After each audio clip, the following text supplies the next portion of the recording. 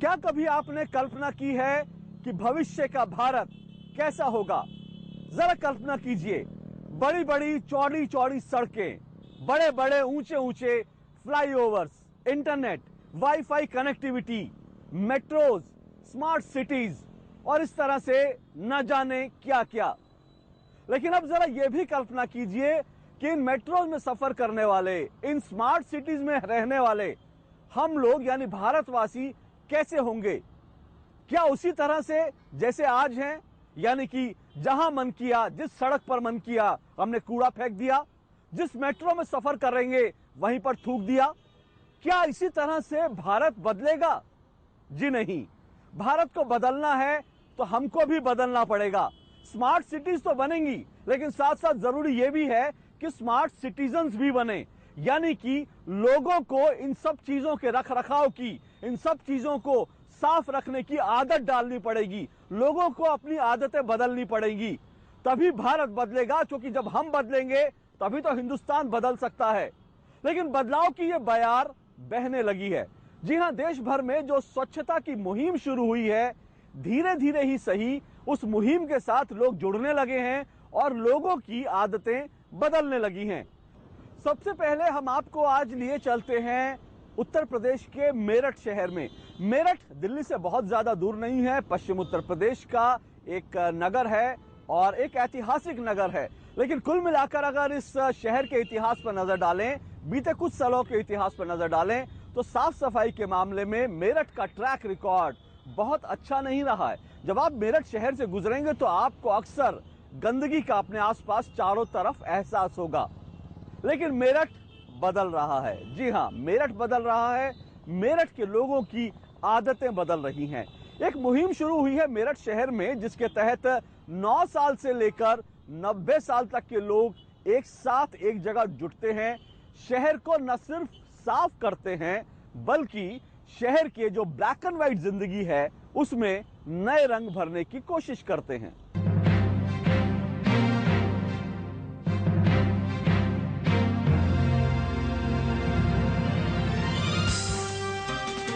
ये है फावड़ा ब्रिगेड और इसके साथ ही बुझी बुझी सी दिखती इन दीवारों पर अपने हुनर से जान डालती ये है आर्ट एंड पेंटिंग ब्रिगेड। ये जंग चल रही है गंदगी और अस्वच्छता के खिलाफ।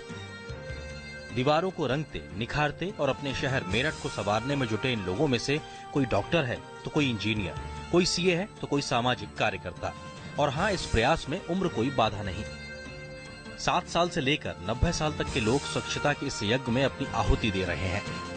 अपनी कंट्री को साफ रखें, डिजीज फ्री रहें और वैसे एक स्लोगन भी है, स्वच्छ भारत स्वस्थ भारत। हर व्यक्ति एक यूनिट है, एक इकाई है। तो हम मैं अपने से शुरू कर लूं, मैं शुरू कर लूं, मैं शुरू कर लूं, मैं शुरू कर लूं, ऐसे करते करते एक पूरी चेन बन जाए। हर व्यक्ति अपनी जिम्मेदारी समझ के अपने हिस्से का काम कर ले तो मुझे नहीं लगता कि कोई काम बाकी बचेगा। हम यूथ हैं, अगर हमें यूथ के टाइम पे ही आदत डाली जाएगी कि साफ रखना है, तो तभी लोगों में आएगा कि उन्हें सजग रहना पड़ेगा कि हाँ सफाई रखनी है। मेरठ में इस पहल की कमान थामी है विश्वजीत बैम्बी ने। डॉक्टर बैम्बी प्रधानमंत्री नरेंद्र मोदी के स्वच्छ भारत अभियान से इतने प्रभावित हुए कि उन्होंने शहर के कई पेशेवर लोगों को जुटाकर बीड़ा उठाया मेरठ शहर को स्वच्छ रखने का। डॉक्टर विश्वजीत की टीम, जो शहर में पहल एक प्रयास के नाम से जानी जाती है, पहुंच जाती है पहले से चुने हुए एक नियत स्थान पर और फिर वहां शुरू होती है एक जंग।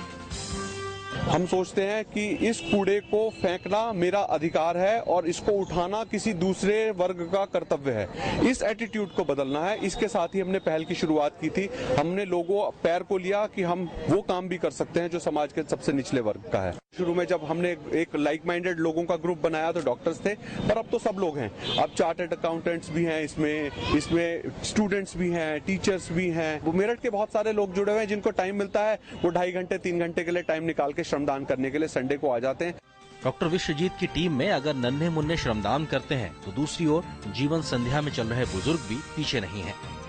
जब से ये देश आजाद हुआ, जितने भी प्रधानमंत्री हुए, किसी ने स्वच्छता के बारे में एक भी शब्द नहीं कहा। लेकिन ये पहले प्रधानमंत्री हैं मोदी जी, जिन्होंने स्वच्छता को एक अभियान के रूप में शुरू किया है देश में। तो ये एक बहुत बड़ी प्रेरणा लोगों को भी, हमें भी इस काम को करने के लिए प्रेरित करती है। स्वच्छ भारत स्वस्थ भारत अभियान का जब प्रधानमंत्री ने आगाज किया, तब हर आम और खास में चेतना आई और ये चेतना थी अपने आसपास के परिवेश को स्वच्छ रखने की। पहल एक प्रयास में जिसका जितना सामर्थ्य है वो अपनी अपनी जिम्मेदारी बखूबी निभा रहा है। ये पूरे भारतवर्ष के हर व्यक्ति का कर्तव्य है कि मैंने साफ रखना है। अगर हर आदमी अपने घर की सफाई का, नजदीक की सफाई का भी ध्यान रखे, हर आदमी सफाई रखे अपने घर, तो देश अपने आप स्वच्छ हो जाएगा।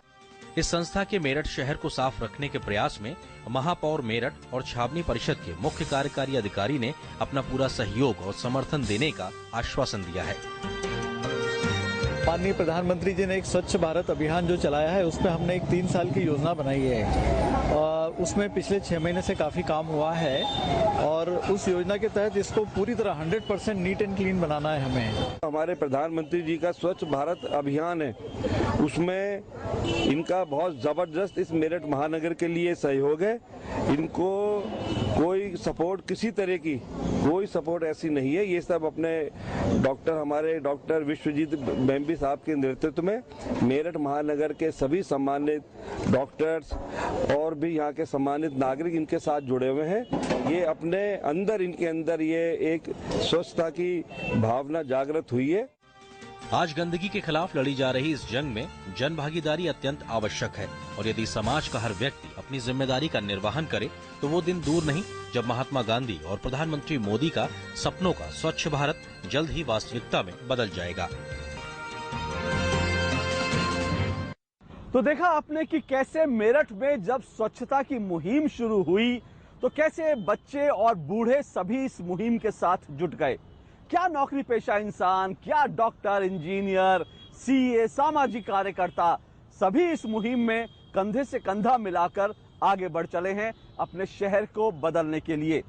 जब बदलाव की बात चलती है तो ये लोग कहते हैं कि अच्छी आदतें डालना और बुरी आदतों को छोड़ना दरअसल बहुत मुश्किल काम है, क्योंकि बुरी आदतें छूटे नहीं छूटती और अच्छी आदतों की आदत डालना बड़ा मुश्किल होता है। लेकिन ऐसा नहीं है।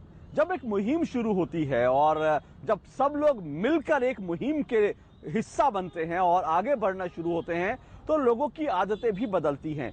ऐसा ही हुआ मेरठ में भी। जब ये मुहिम शुरू हुई तो कैसे लोगों की धीरे धीरे आदतें अब बदलने लगी हैं। ये तो तय है कि जब आमो खास अपनी रोज रोज की आदतों में बदलाव नहीं करते तो स्वच्छता का अभियान सफल नहीं हो सकता। स्वच्छ भारत अभियान के आगाज के बाद लोगों की रोजमर्रा की आदतों में कितना बदलाव आया, हमने जाना आम शहर वासियों से।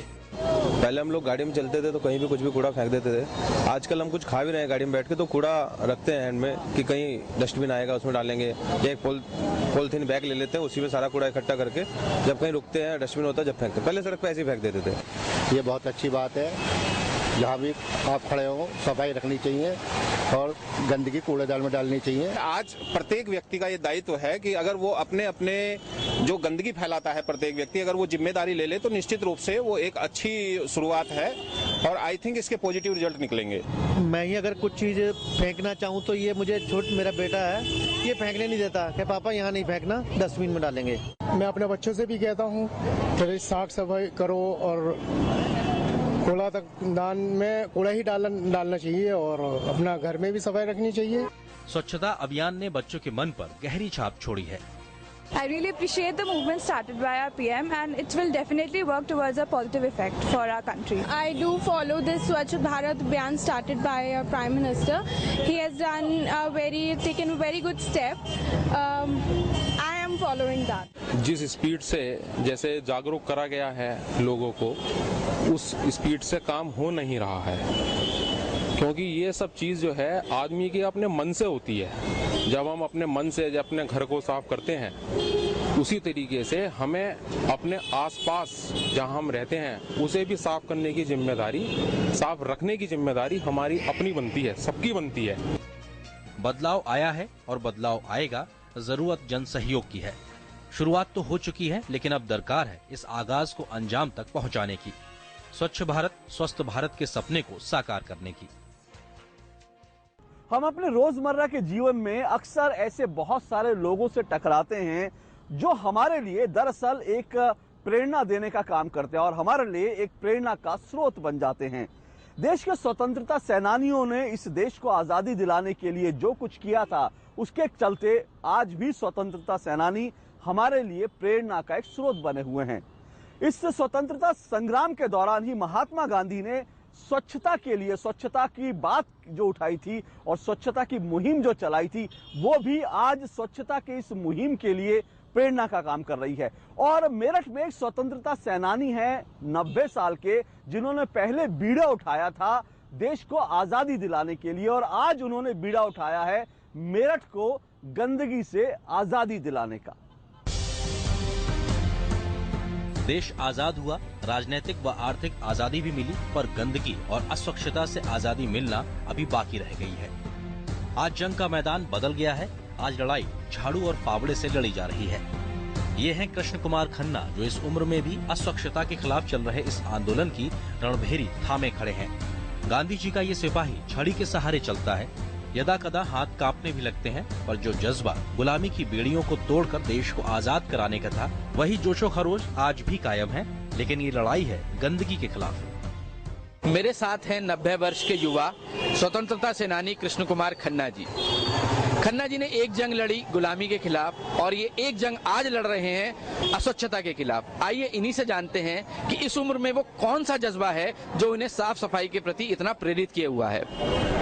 हम गांधी जी के संपर्क में रहे और उनकी प्रेरणा से फ्री इंडिया, क्विट इंडिया की मूवमेंट में भी गए, और गांधी अभी तक हमारे अंदर जिंदा है। गांधी मरा नहीं। जो लोग क्या गांधी मर गया, जो गांधी मरा नहीं, वो लोगों के अंदर कईयों का जिंदा है। हमें वही जज्बा प्रेरणा दे रहा है। शरीर साथ कम देता है, पर कहते हैं कि जब तक आखिरी सांस है तब तक गंदगी के खिलाफ ही लड़ाई जारी रखेंगे। चाहे गंदी दीवारों को नई शक्ल देने की कोशिश हो या फिर युवाओं का उत्साह बढ़ाना, के खन्ना आज भी पीछे नहीं है।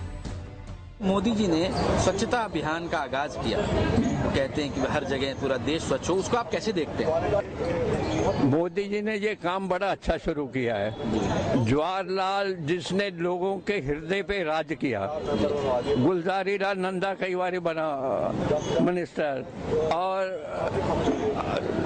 और भी कई मिनिस्टर बने, किसी ने काम नहीं किया। सफाई का काम इसने पहले शुरू किया है, इसलिए ये काम बहुत अच्छा है। के खन्ना जैसी शख्सियत प्रेरणा है हर उस शख्स के लिए जो चाहता है कि उसका देश स्वच्छ रहे, स्वस्थ रहे। और गांधी के सिपाही का संदेश यही है कि यदि दृढ़ इच्छा, शक्ति और कुछ कर गुजरने की चाह हो, तो आदमी ना तो उम्र का मोहताज है और ना ही संसाधनों का। न्यूज़।